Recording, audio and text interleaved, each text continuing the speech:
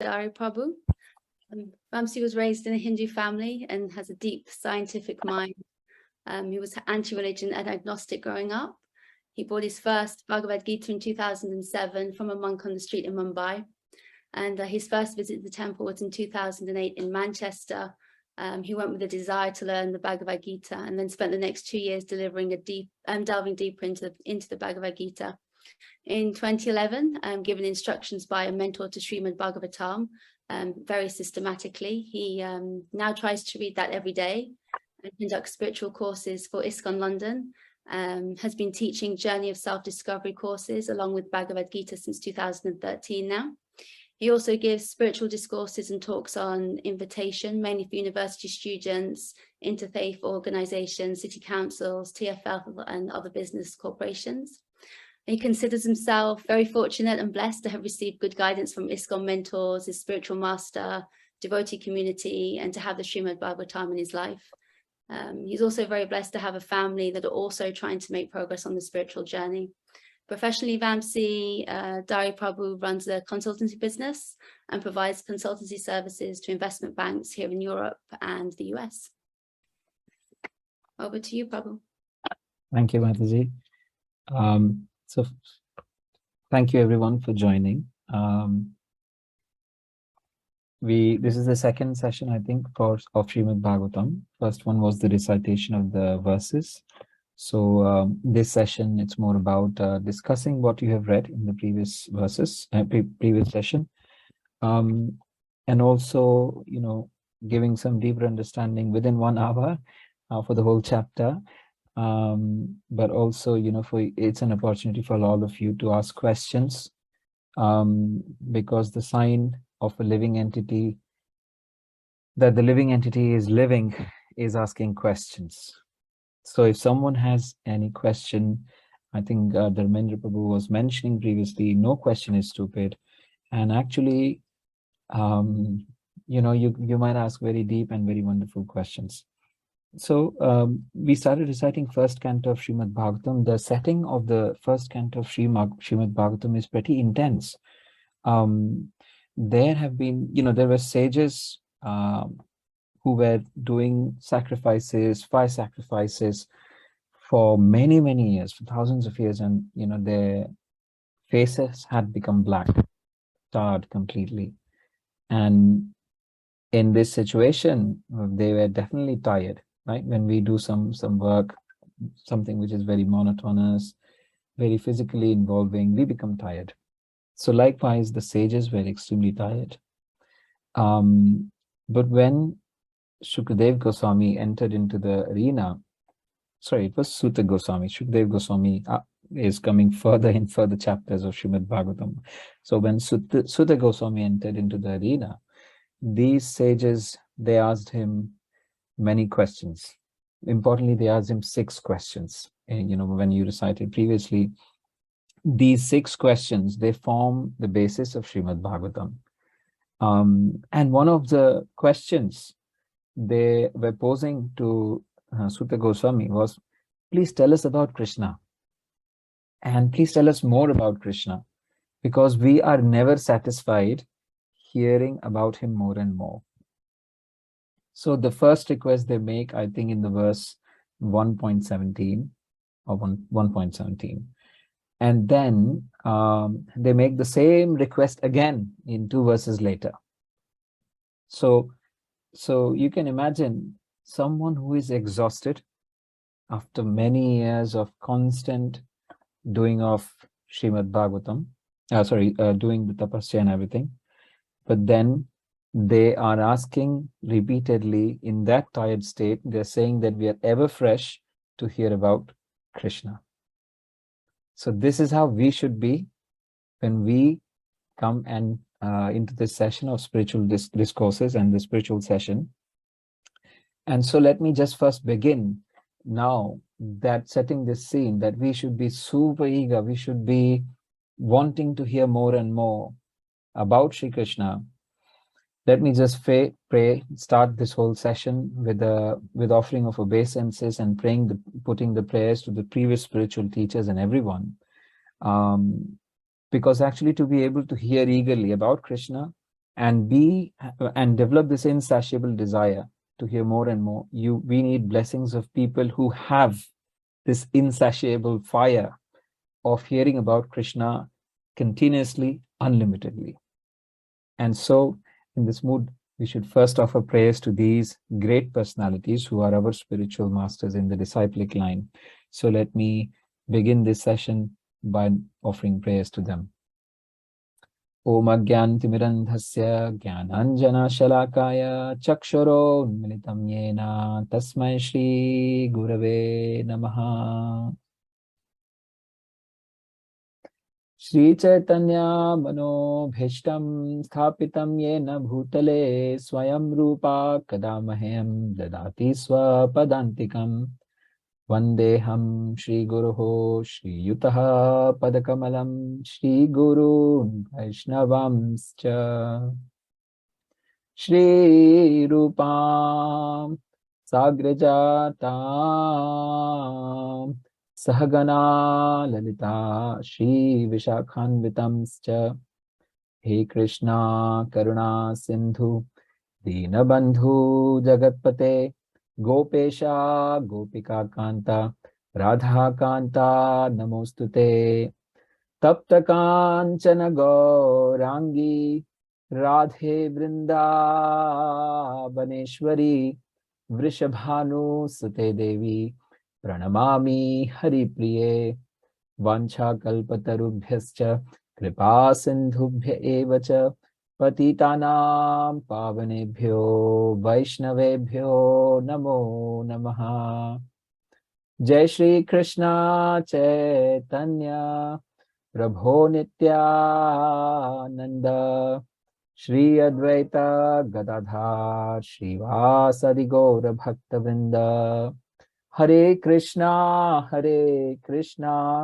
Krishna Krishna Hare Hare Hare Rama Rama Rama Hare Hare Trinadapi Sunichena Tarorapi Sahishnuna Amanina Manadena Kirtaniya Sadahari. One should chant the holy names of the Lord in the humble state of mind, thinking oneself lower than the straw in the street, more tolerant than the tree, devoid of all sense of false prestige. One should be ready to offer all respect to others and expect none in return. In such a state of mind, one can chant the holy names of the Lord constantly. Om Namo Bhagavate Vasudevaya. Om Namo Bhagavate Vasudevaya. Om Namo Bhagavate Vasudevaya. Narayanam Namaskrityam Naram Chaiva Narottamam Devim Saraswatim Vyasam Tato Jayam Mudirayet Nashtaprayeshu Abhadreshu Nityam Bhagavat Sevaya Bhagavate Uttam Shloke Bhaktir Bhavati Naishtiki Shrinvatam Swakatha Krishna Punya Shabana Kirtanaha Hridayantasto Haya Bhadrani Vidunoti Shuhit Satam Vasudeve Bhagavati Bhakti Yoga Prayojitaha Yanati Yashu Vairagyam Yanam Chayat Ahetukam Yasyam Vaishruyamananam Krishne Paramapurushe Bhaktir Utpadyate Pumsa Shokamoha Bhaya Apaha.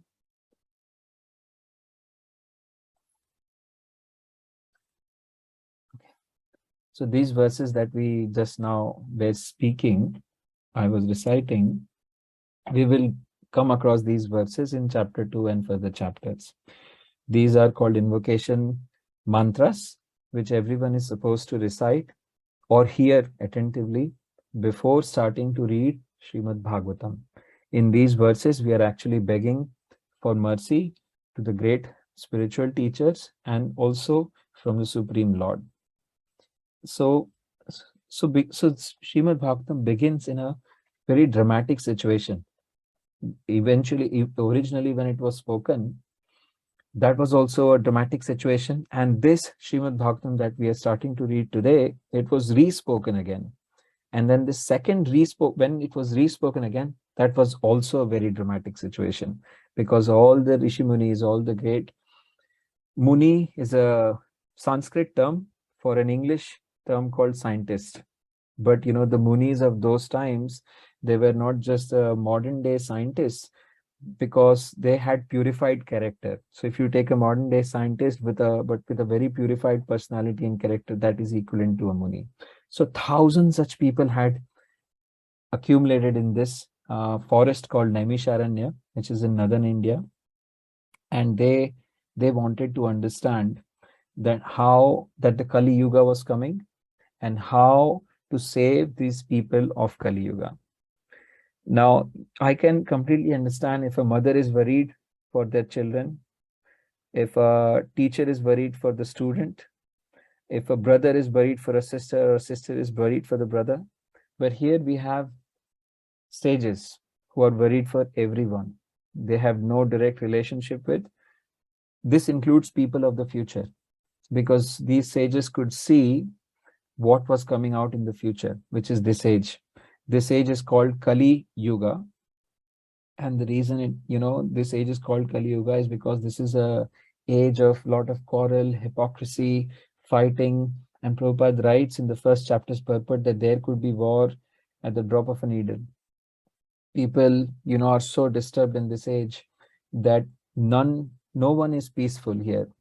And so when sages saw all of this, naturally the heart of a sage is extremely compassionate. They don't live for themselves. That's the sign of a saintly person.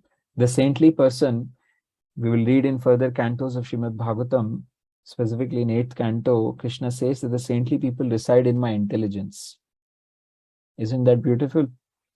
Saintly people, the devotees, including the Supreme, Lord Brahma and others, they reside in Lord's intelligence. In Bhagavad Gita, Krishna says that those who are constantly serving with love and devotion, or those who are constantly remembering me, I am in them and they are in me. This is in Bhagavad Gita. The same thing Krishna says again in 8th canto, that the saintly people are in my intelligence. And such saintly people, the first sign of such saintly people is they are compassionate. Their compassionate is extremely deep, and then they are not looking at the surface of any personality. And so such compassionate people can alone do good for the whole creation. And hence these sages, they asked six questions to Sukdev Goswami. And one such compassionate person, you all know, is Srila Prabhupada, the author of Srimad Bhagavatam for us. And so I want to take a moment to actually glorify Srila Prabhupada, because clearly he had the force in his life, which were the instructions of his spiritual master, that, you must take this message and give it in English language all over the world. So he definitely had that. If you are a warrior and you have a moral ground to stand on which you want to fight, then half the battle is done. But any warrior is only as good as the tools or the astras or the great bombs and the kinds of warfare they have in their arsenal. And Prabhupada was dependent on this one simple warfare tool that he had, which was Srimad Bhagavatam. So when he actually left India, he carried Srimad Bhagavatam with him. When he came to the West, he was looking every single avenue, every single opportunity. He was looking at how the Srimad Bhagavatam can be given to people. When he prays, when he landed in Boston, he's putting a prayer to the Lord that I can't do anything. They might not understand my language, and I don't know if they have intelligence to understand me, but somehow or other, Krishna, you empower the people of this place to understand this transcendental science, and somehow empower me to make them understand this transcendental science.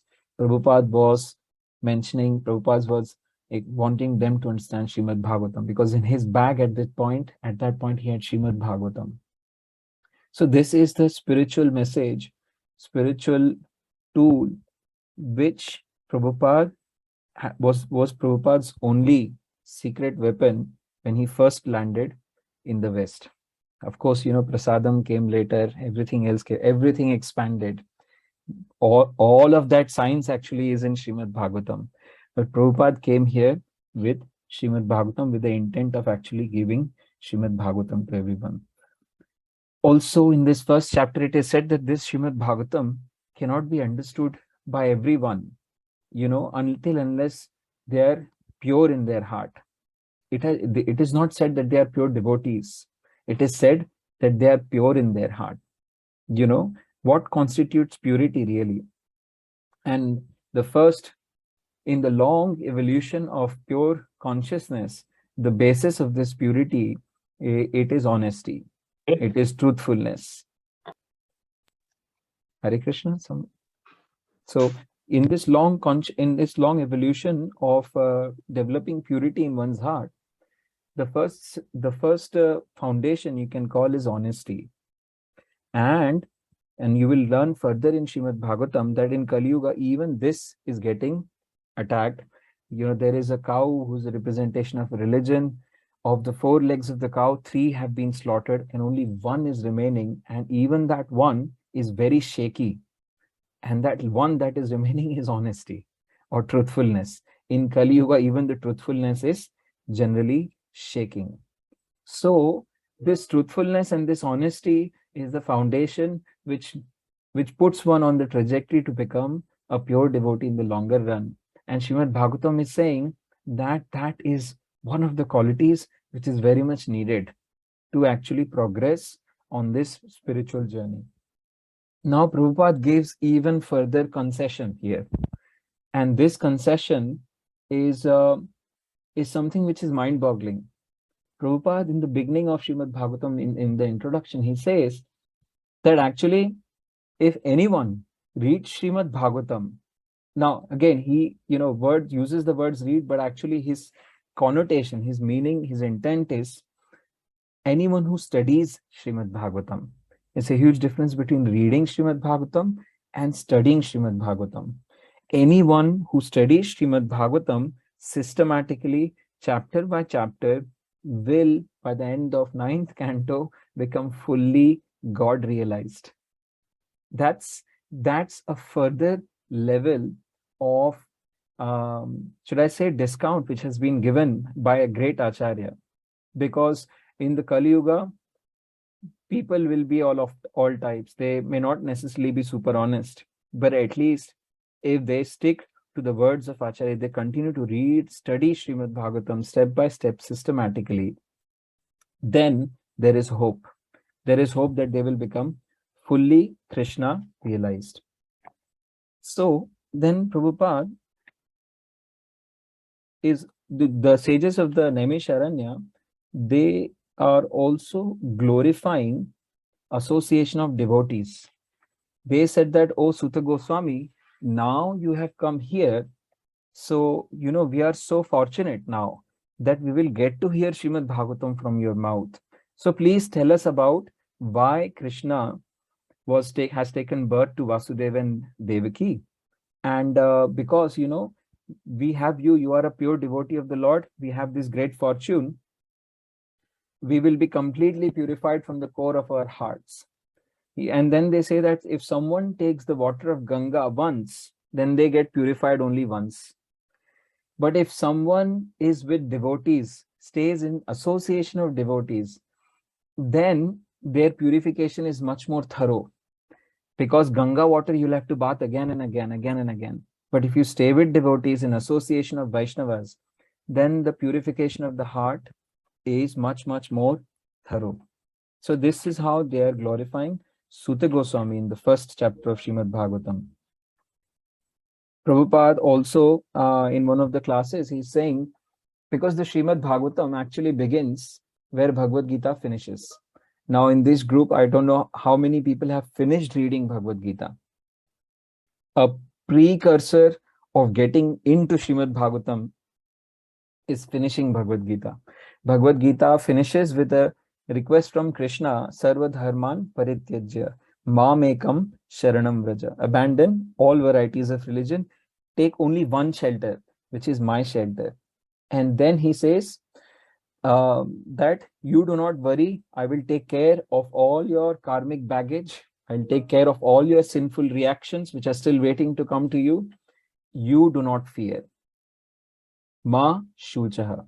Those two words, Ma Shuchaha, or Krishna's eternal promise to his devotee, is not to fear, because there is one extremely ancient deity in South India. It's called Varadaraj. Varadaraj is a deity where people generally, it means the Lord of the benedictions.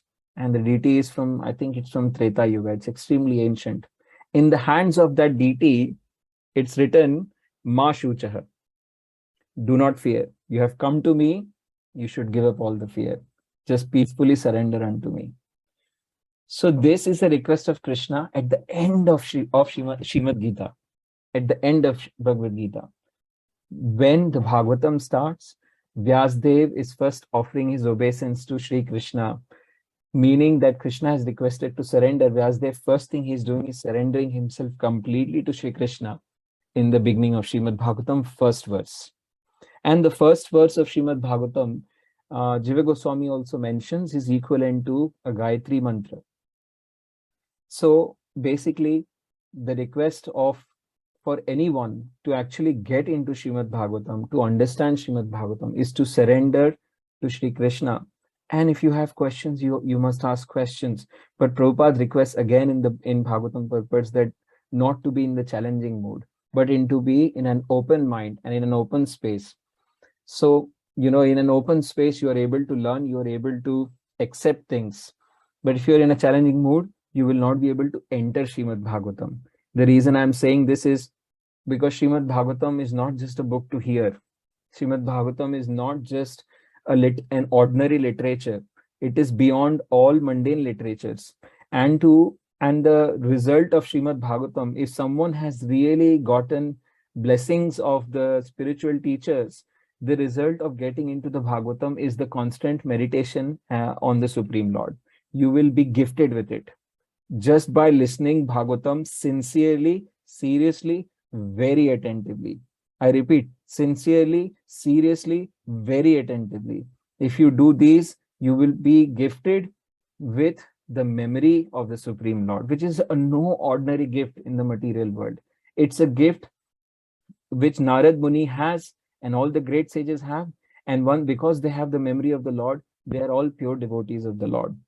And they are constantly serving the Supreme Lord in this memory. So I would just read some of the statements which Prabhupada is mentioning in the purport. And this is Bhagavatam first canto. Now you can hear this thing that Prabhupada has mentioned, and you can correlate even to the modern day, the present day of the Kali Yuga. Let's read it together. Well, let me read it, and then you can hear, and then you can ponder on it. The age of Kali is most condemned age due to its quarrelsome features. Kali Yuga is so saturated with vicious habits that there is a great fight at the slightest misunderstanding. Those who are engaged in pure devotional service of the Lord, who are without any desire for self-aggrandizement, and who are freed from the effects of fruitive actions and dry philosophical speculations, are capable of getting out of the engagements of this complicated age. The leaders of the people are very much anxious to live in peace and friendship, but they have no information of the simple method of hearing the glories of the Lord. On the contrary, such leaders are opposed to the propagation of the glories of the Lord. In other words, the foolish leaders want to completely deny the existence of the Lord. In the name of secular state, such leaders are enacting various plans every year. But the insurmountable intricacies of the material nature of the Lord, all these plans of progress are being constantly frustrated. They have no eyes to see that their attempts at peace and friendship are failing. But here is the hint to get over the hurdle. If we want actual peace, we must open the road to understanding the Supreme Lord Krishna and glorify him for his various activities as they are depicted in the pages of Srimad Bhagavatam. So here, even in the modern day, we see the modern day politics is so embroiled. We have leaders who are resigning one after another. They have no clue. They just have no clue, because actually God is not the center of the whole system. And Prabhupada is mentioning this in Srimad Bhagavatam in the very beginning. And also, the speaker of Bhagavatam, Suta Goswami, he's been described as Anagha or sinless. In Bhagavad Gita, Arjun has been called as Anagha. Anagha meaning sinless. So Suta Goswami was such a highly elevated personality. Who is actually this Suta Goswami? Some of you might know. Suta Goswami was actually the son of Romaharshana Suta, who was a very great scholar of the Puranas. And so he was giving a discourse on the Puranas when Lord Balram, he was giving this discourse on different Puranas in Naimisharanya, the same place where now Suta Goswami, his son, is sitting. So when he was giving this discourse on Puranas, the Supreme Lord Balram entered the arena, and Romaharshana Suta, being very proud of his education or whatever, he didn't stand up in the presence of Lord Balram. Everyone else stood up. So Lord Balram, he took up a blade of a glass and threw it at Romaharshana Suta, and in that very moment, Romaharshana Suta was dead. So, and he was a Brahmana. So all the sages, they requested Lord Balram to do something about it. So Lord Balram said, that's fine, I can bring him back to life. For Supreme Personality of Godhead, this is no problem. He said, okay, I'll bring him back to life. But the sages requested that instead of bringing him back to life, why don't you bless his son Suta Goswami, completely from your heart? So Lord Balram has personally blessed Suta Goswami. And it is this Suta Goswami from whom all these 6 important questions of Srimad Bhagavatam are being asked. So Suta Goswami is by no means an ordinary personality. Shukadev Goswami, which we will hear further in Bhagavatam, he is actually the son of Vyasadev. There is no words to describe the divinity of Shukadev Goswami, but by no means the Suta Goswami from which the Bhagavatam has just begun is an ordinary person, because actually a person who or a disciple who has very nicely and humbly and gently served the spiritual master, he automatically gains all the knowledge of the spiritual master. Why? Because the spiritual master blesses the disciple. And Prabhupada uses in the purport, gentle disciple. Prabhupada uses any gentle disciple gets empowered by the spiritual master. And Shaunaka Rishi continues, in the Bhagavatam, the speaker is first glorified. Although speaker doesn't like to be glorified, but this is a system, this is a Vedic system, that speaker will have to be glorified first. But sometimes in our sessions and ceremonies, people glorify, people are forced to glorify. Just now Mataji was trying to glorify me. I have no amazing auspicious qualities in me, but yet there was some glorification given. And sometimes people have to make up glorification. But in this case, in Srimad Bhagavatam, Shaunaka Rishi is glorifying Suta Goswami in 100% complete genuineness. From the core of his heart, he didn't have to write a script. It is just outpour of his heart, what he says. And because he's Shaunaka Rishi, who is going to ask questions to Suta Goswami about Srimad Bhagavatam, he is now glorifying Suta Goswami, and the way he glorifies. And because you are submissive, your spiritual masters have endowed you with all the favors bestowed upon a gentle disciple. Therefore, you can tell us that you have scientifically learned from them. So, therefore, Suta Goswami was the most appropriate person because he had learned from his spiritual masters scientifically.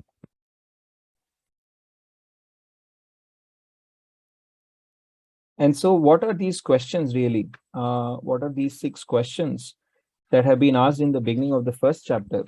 The first question they are asking is, please explain to us in an easily understandable way what you have ascertained to be absolute and ultimate good for the people in general. So what, according to you, is ultimate good for the people in general? What is absolute and ultimate good? Not what is good for person A might not be good for person B, might not be good for person C. Just absolute good for everyone. What is absolute good for everyone? What is the second question? There are many varieties of scriptures. Therefore, O sage, please select the essence of all these scriptures and explain it for the good of all living entities. How many types of scriptures? When Vaman Dev, he took his third step, when he took his second step, he was expanding himself. Now, some of you might not be knowing Vaman Dev, so please bear with me. You will come across all of this slowly. The second step, when he was expanding, he reached his his toenails was in Brahmaloka. And in Brahmaloka, Lord Brahma, he saw that the toenails of the Supreme Lord had appeared. The entire effulgence of the entire Brahmaloka had gone down because of the toenails of the Supreme Lord. We are speaking of the toenails of the Supreme Lord are so effulgent that the complete Brahmaloka was feeling dark in the effulgence of the Supreme Lord. And after seeing this, Lord Brahma rushed to worship the toenails of the Supreme Lord. Along with Lord Brahma, who came? All the Puranas, all the Itihasas. Puranas means the ancient histories, all the Vedas, the four Vedas, and in fact, in upper planetary systems, there are even ancient histories of the Vedas.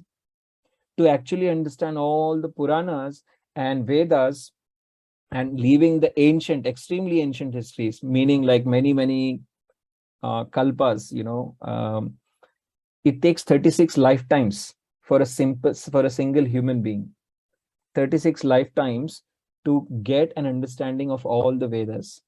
So very rightly, the second question of the sages is, there are many varieties of scripture.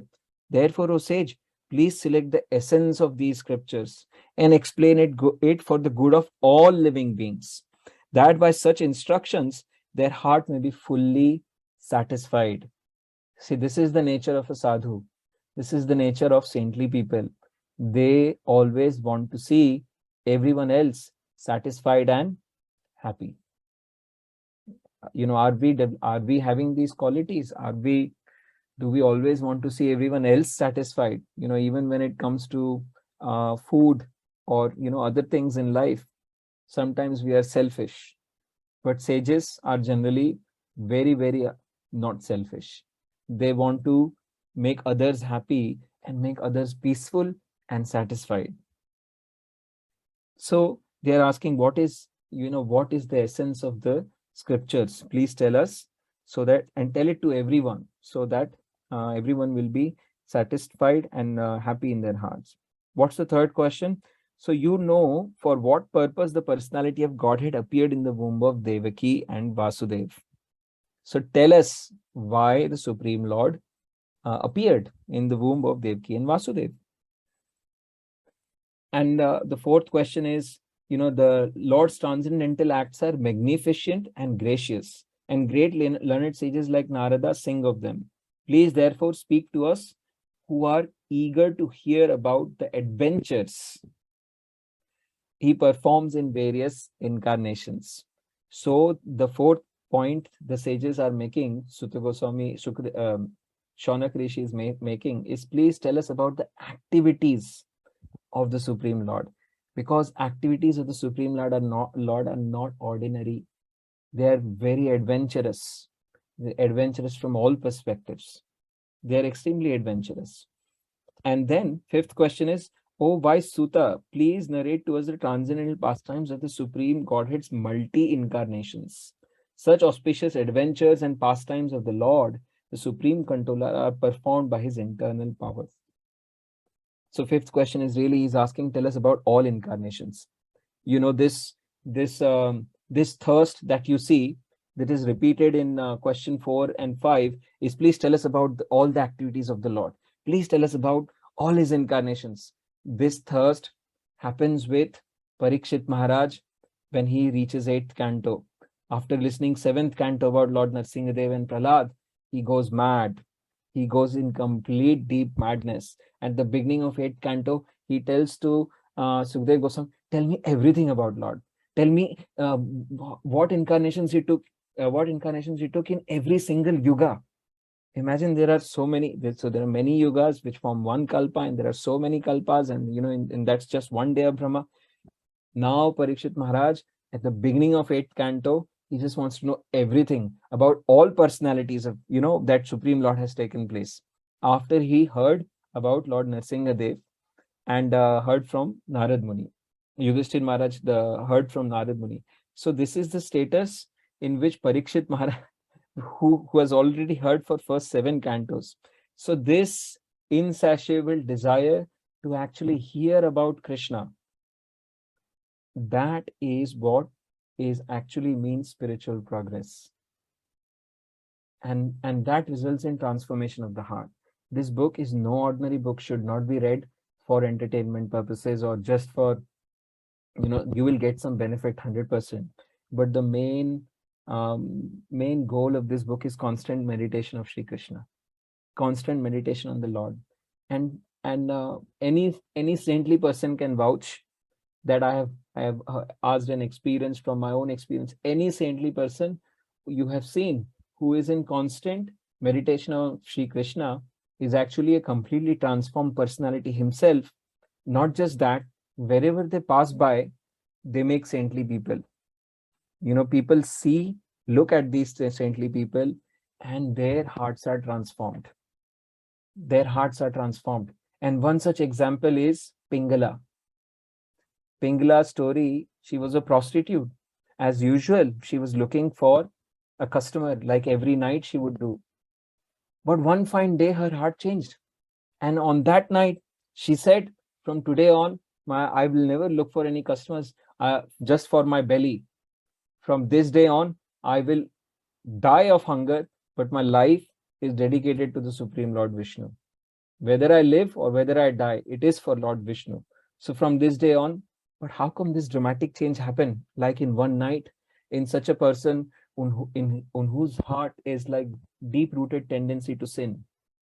That's because a saintly person, actually the incarnation of Godhead, Lord Dattatreya, was passing by.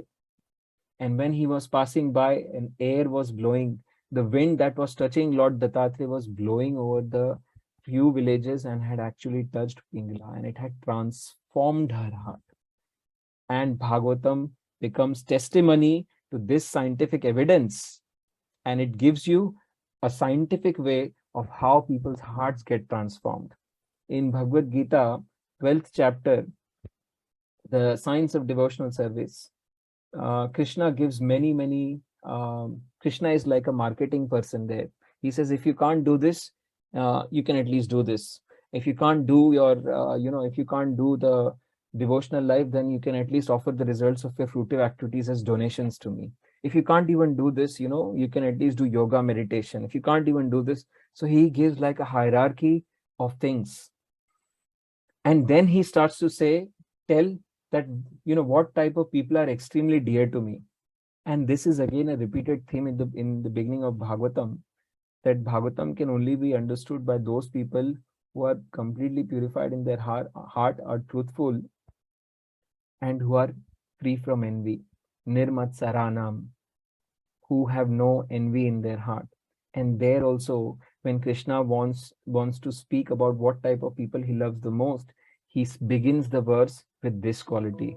He says, Advesta Sarva Bhutanam, that one who is Advesha, meaning no Dvesha, no envy, no enviousness against any bhutas, any living entities. Advesta Sarva Bhutanam, Maitreya Karuna Evacha, and one who is friendly to all living entities. Maitreya, friendliness, friendliness to every living entity, all living entities, he says.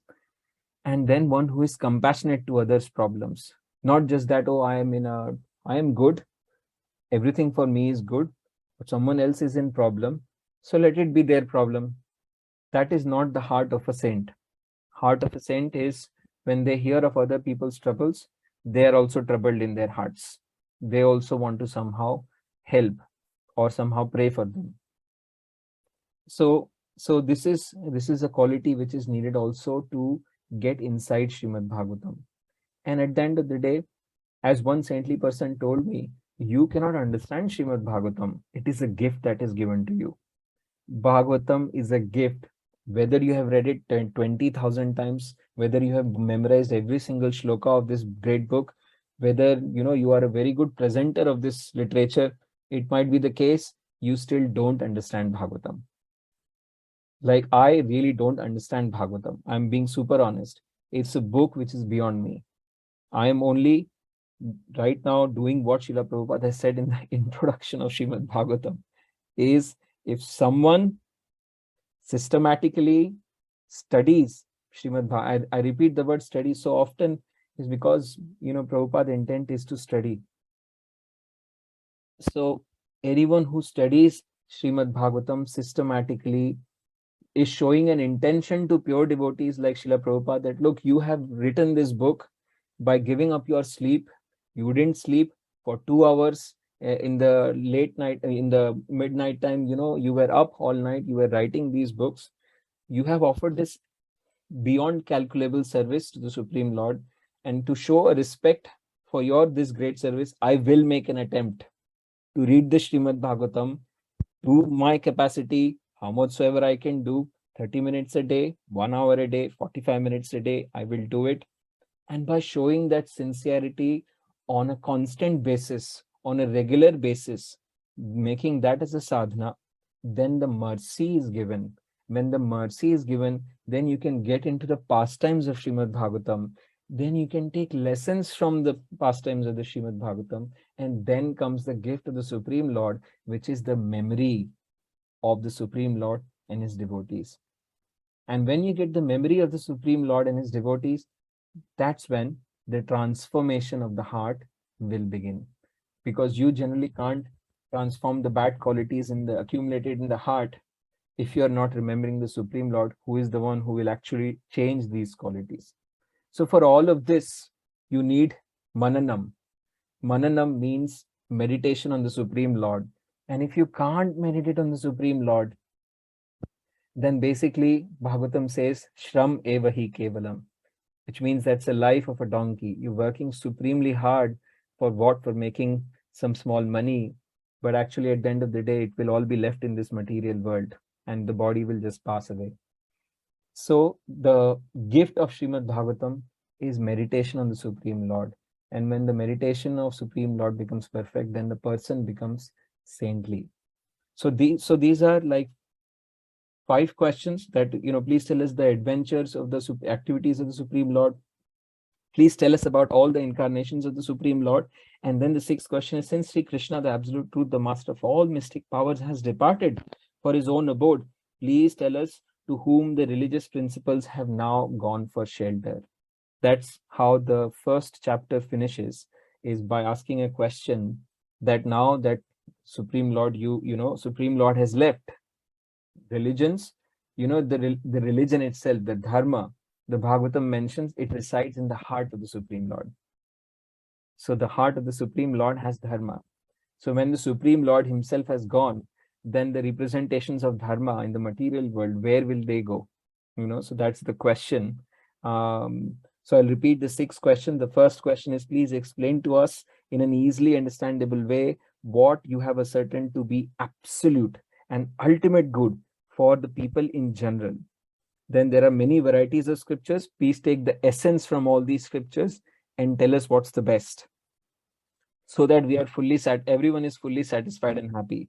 And then what was the purpose of Supreme Personality of Godhead to come in the womb of Devaki and Vasudev. In general, he's asking, why did Supreme Personality of Godhead come, for what activities? And then 4th is, please tell us, Narad Muni is constantly singing eternally. So he's singing about the glorious activities of the Lord. So we are very eager to hear about the activities and adventures of the Lord. Please tell us about the adventures of the Lord. And then 5th question is, please tell us about all the incarnations of the Supreme Lord. And then 6th question is, now that Supreme Lord has left for his own abode, where will the religious principles, whose shelter are they going to take? So these are 6 questions that has been asked by in the first chapter of Srimad Bhagavatam. But Bhaktisiddhanta Saraswati Thakur, in a place called, I think it's called Dhaka. Dhaka is now in Bangladesh. He, for 3 months, he spoke only on the first verse of Srimad Bhagavatam. Every day, speaking only on the first verse of Srimad Bhagavatam. And the first verse of Srimad Bhagavatam is extremely deep. It begins with complete surrender to Supreme Lord. Prabhupada, in one of the conversations, I think it was a Bhagavatam discourse, Prabhupada is saying that people, are going to, it was here in London, near outside the British Museum. He said these foolish people, they are going to British museum to offer their obeisances to some dead people inside the British Museum. But if we ask them to pay obeisances to the Supreme Lord Krishna, which is our Radhanandan Ishwar, then they are not interested. So, but they are already paying obeisances. They are paying obeisances to police. If police is asking them to stop, they will stop. But they don't want to worship the Supreme Lord. So they are paying obeisances to temporary people, not to absolute. And also, it's important to know that Bhurijan Prabhu makes a distinction between the word God and absolute truth. Bhagavatam is about absolute truth, the summum bonum. God means supreme controller.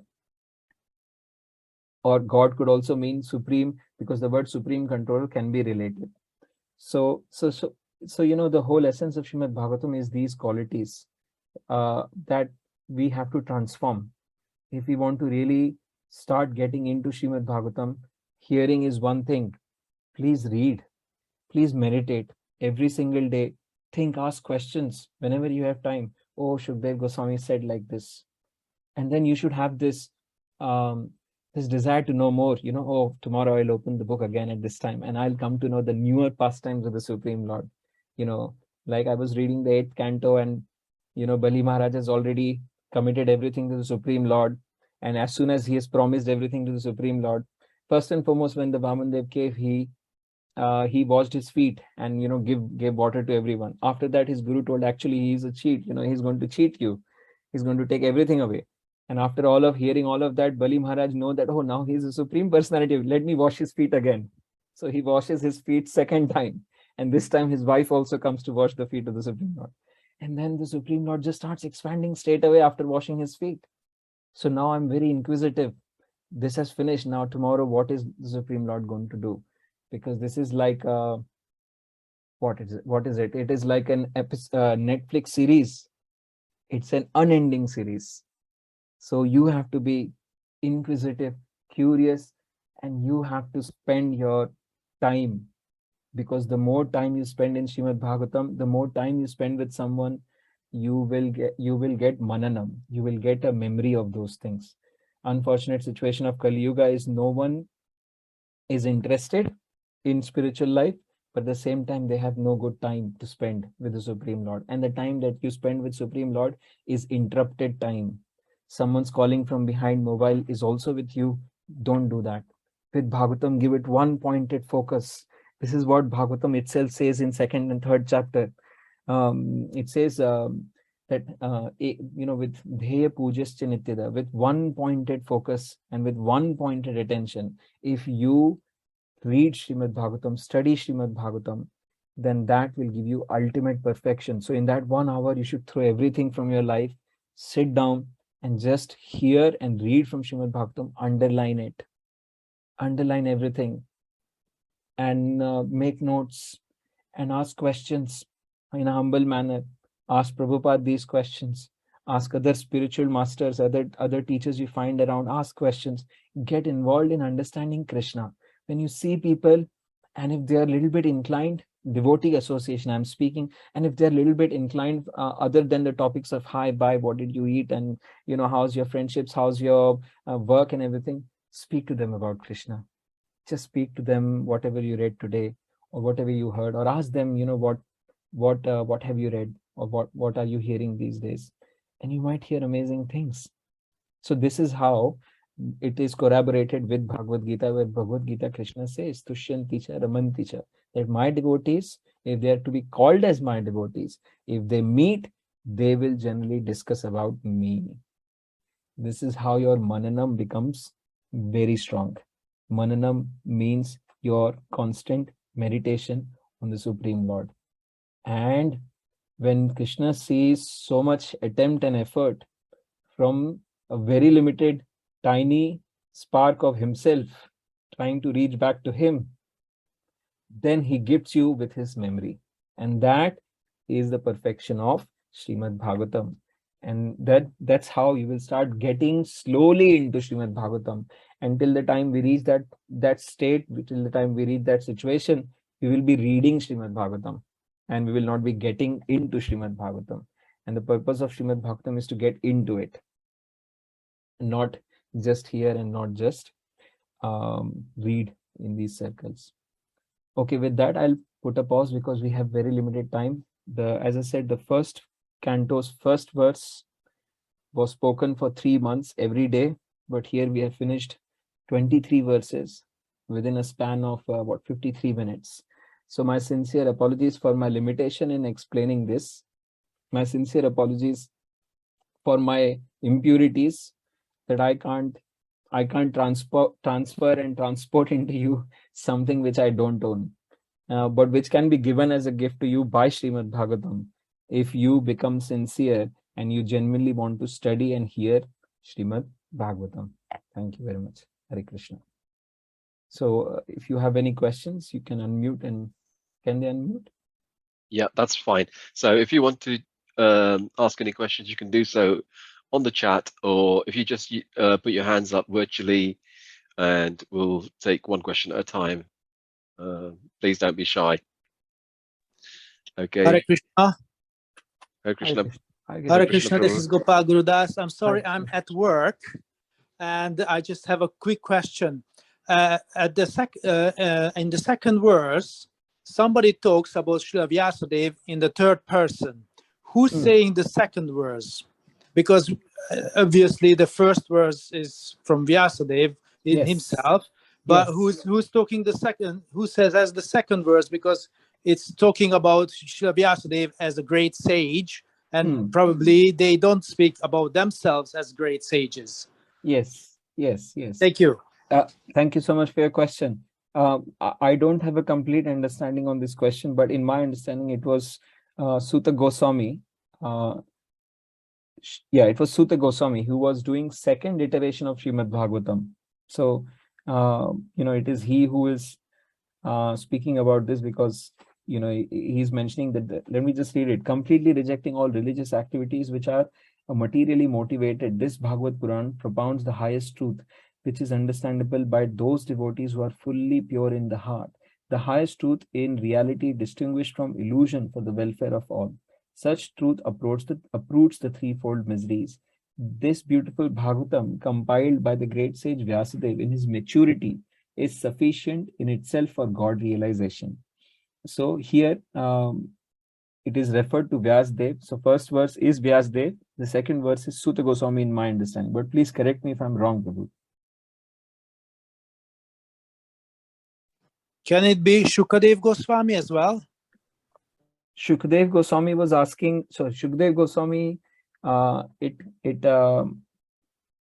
is unlikely, because Shukadev Goswami in itself is sufficient. Shukadev Goswami, when he begins to speak Srimad Bhagavatam, that is mostly in further chapters. In the beginning chapters, it's just a history and context. You can see the third text. It says, "Oh, expert and thoughtful men, relish Srimad Bhagavatam, the mature fruit of desired tree of Vedic literature. It emanated from the lips of Sri Shukadev Goswami." That is again third person, third verse. Yeah, that's true. Thank you very much. I have to go now. Thank you very much. Thank you very Hare much. Krishna. Thank you for your question. Hare Krishna. Okay. Hare Krishna. We've got Siddhashwari Devi Mataji. If you'd like to ask your question, please. Hare Krishna Prabhu, thank you so much. I actually had two questions. One is, how Bhagavatam has narrative within the narratives, like meta narrative. So how to keep a track of that, how many notes can you actually take when you do that? And the second question is, can you jump, like the stutis are really important and they please Krishna. So can you jump just to the stutis sometimes to learn those stutis and recite them and get deeper into that? Okay, thank you so much, Maji. What's your good name? Siddheshwari Devi Dasi. Thank you, Siddheshwari Mataji. So, answering your first question, Bhagavatam is really, context inside context.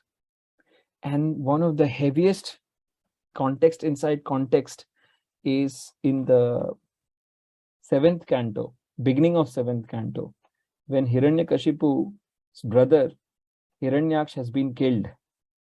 So, he takes his parents into another story, and then further within that story, he takes them into another story, and further takes them into another story. So I calculated there were like 7 lines of internal contexts. So if I'm able to capture this, that there were actually 7 contexts, then it means that very ordinary people like myself are also able to pick it up. Because as I said, Srimad Bhagavatam needs to be studied. It should not be read. When you study, then you are always asking questions. Okay, who is speaking at this point in time? So, who is not speaking at this point in time? Good question Prabhu just asked me was who because who is speaking here, whether it was Vyasadeva himself or whether it was Suta Goswami. And these are very important questions to be asked, because this will clear up your mind. But if you want to make notes, that's very good. I made notes till 6th canto, after which I realized that Bhagavatam is just too precious. I need to start making notes inside Bhagavatam. So I started to underline and make notes. Never scratch the verses of Srimad Bhagavatam, because Bhagavatam is the body of the Supreme Lord. So, people, but as I said, Mataji, in these groups, when you ask questions like what you have asked now, you will become clarified. And also because you have made an attempt to ask the question, you will be empowered with the memory of it. If you don't ask a question, you will never remember. But if you ask a question and say, oh yeah, I asked this question to this person, I remember this was the answer. So it is confusing, but hopefully with many speakers, we have expert speakers who will come. They will tell you where the conversation is going. And you should also ask, oh, but we were just thinking that it was all Sukadeva Goswami speaking now, and suddenly now you are saying in this verse it is Suta Goswami.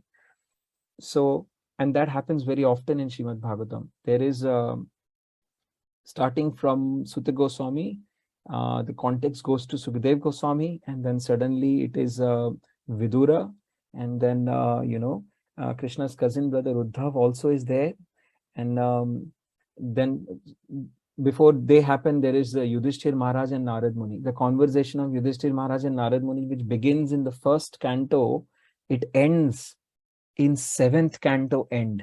It ends with a question from Yudhishthir Maharaj. So please tell me all the religious duties of Grihasthas. And then Narad Muni tells towards the end of the 7th canto how a perfect Grihastha should be. And that's where 7th canto end is the end of question of Yudhishthir Maharaj to Narad Muni, which actually started in the 1st canto. And even between those conversations, you will hear from Shukdev Goswami, and suddenly in between you will also hear from Suta Goswami. So an alert and attentive mind is needed to have this context in place. Does that answer your question, Madhuri? First question? Yes, Prabhu. Yes, Prabhu. Yes, And definitely. Second question. What was the second question? It was about the prayers of the devotees from Yes. Bhagavatam, like Kunti Yes. Maharani's prayers. Yes. Yeah. So, Mataji, for the prayers of various devotees, it is generally recommended you should memorize those verses. Don't think twice. Don't think they are difficult. You should just memorize them. However, it is extremely important to not jump onto them, because what you miss when you jump onto them is the context in which that situation was arrived at. So what you really missed is a bhav.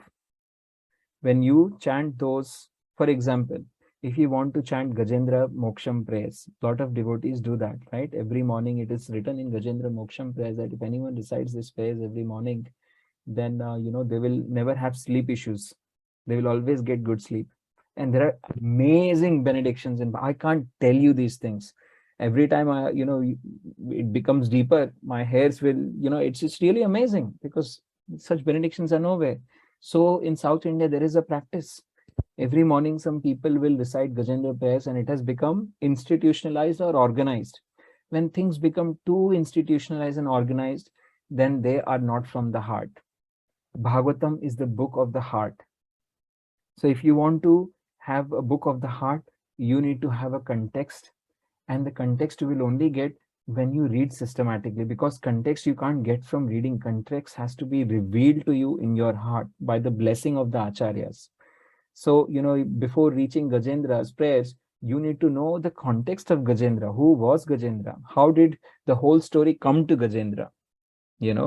Before the 8th canto, before it actually began, because Parikshit Maharaj was asking for all incarnations because he was in ecstasy at that point in time. He said, tell me about every incarnation of Krishna in every yuga. So then Narad Muni started, sorry, Shukdev Goswami started to take him yuga by yuga, or a cycle by cycle. And for each cycle, he was trying to explain what incarnation. Then in the fourth cycle, which is the Tamasa Yuga, he explained that in this yuga, the Supreme Lord took incarnation as Hari. And in this cycle, the pastime of Gajendra took place. And the moment he took the name of Gajendra, then he went on to fifth, sixth, and seventh cycles. Immediately, Parikshit Maharaj asked, okay, can you please tell me a little bit more about Gajendra? So here, if you don't know about how the stories are connecting, what's the context of Gajendra? And Gajendra was also spoken in the context of devotional sustenance, how Lord sustains devotional life. Because, by the end of 7th canto, but it was the protection of the Supreme Lord, is the science of devotional service. In 7th canto, Parikshit Maharaj understood, when you understand the science of devotional service, you are in full devotion, you want to dedicate your life to the Supreme Lord, and then you will have difficulties in this life when you're trying to dedicate it to the Supreme Lord. All kinds of difficulties. So how does Lord sustain you when you're faced with these difficulties?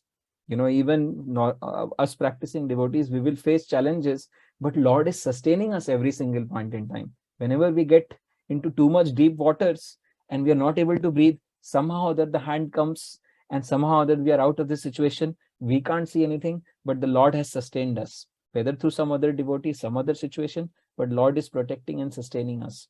So then in the 8th canto, when the Gajendra Moksha was spoken, this was the sustenance potency of the Supreme Lord.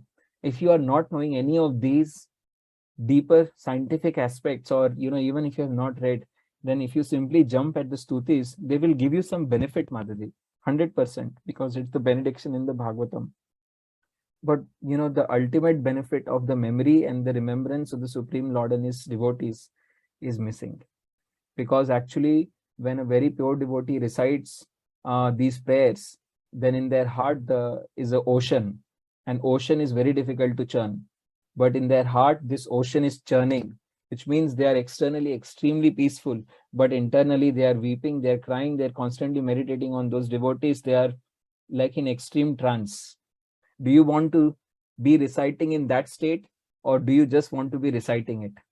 So that is a choice we have to make. And to be able to get this first level of taste, it can only be gifted. It is not our prerogative to have it. Just by reading, we will not get it. So to get this gift, it is only going to come from someone who has this. And this is all the previous spiritual teachers. So hence, Prabhupada has repeatedly stressed systematic study of Srimad Bhagavatam, chapter by chapter, verse by verse, going after the whole thing. Does that answer your question, Mataji? Yes, Prabhu. Lovely. Thank you so much. Hare Krishna. Hare Krishna. Okay, Prabhuji, there's one other question just on the chat itself, and I think if I can read it out to you. Sure. It says, could you explain in detail a little what Mahamantra means? Mahamantra or Manmantra? Manmantra, sorry. Okay. Yes, Mataji. Although that was from Anita Mataji. Although it doesn't directly pertain to this first chapter, but I'll still take this opportunity to answer your question. Manu is basically the first living entity who is after Lord Brahma, who is given the in charge to progenite. So when so they rule over, their lifetime is called Manvantar. How many years they live, 100 years of their life is called Manvantar. So in a one day of Brahma, there are 14 Manus which live. And all of these 14 Manus, they live their entire life and then they die. And then the next Manu comes, and then the next Manu comes, and then the next Manu comes. So 14 such Manus are there in one day of Brahma. And then the life of this one Manu is called Manvantar, or the life cycle of a Manu is called Manvantar. Hope that answers your question, because it's a deep hierarchy. I'm very tempted to go in and explain further how within a Manu there are further divisions and with the numbers, but I think that will be too much for the first session. Hare Krishna.